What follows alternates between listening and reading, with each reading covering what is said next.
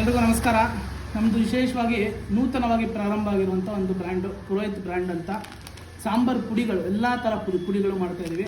ಇದು ಬಂದು ಸಾಂಬಾರು ಪುಡಿ ಅರ್ಧ kg ಬರುತ್ತೆ, ಫುಲ್ ಪ್ಯಾಕೆಟು. ಜೊತೆಗೆ ಇದು rasam powder, pure rasam powder.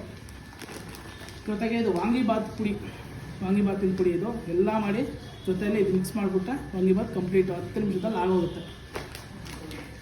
ಇದು ಅದೇ ಥರ ಬಿಸಿಬೇಳೆ ಬಾತ್ ಪೌಡರ್. ಇದು 10 ನಿಮಿಷಕ್ಕೆ ರೆಡಿ ಆಗೋಗುತ್ತೆ. ಇದು ಮಿಕ್ಸ್ ಚಟ್ನಿ ಪುಡಿ, ಎಲ್ಲ ಥರ ಕಾಳುಗಳು ಹಾಕಿ ಮಾಡಿರೋದು ಚಟ್ನಿ ಪುಡಿ. ಇದು ಕರಿ ಲೀವ್ಸ್ ಅಂದರೆ ಕರಿಬೇವಿನ ಚಟ್ನಿ ಪುಡಿ, 1/4 kg ಪ್ಯಾಕೆಟ್.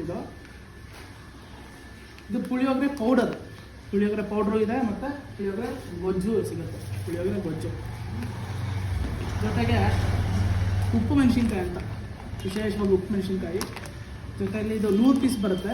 ಅಕ್ಕಿ ಹಪ್ಪಳ, ಇದೆಲ್ಲೂ ಸಿಗಲ್ಲ, ಎಲ್ಲೂ ತಿಂದು ಇರಲ್ಲ ಅಕ್ಕಿ ಹಪ್ಪಳ ಇದು.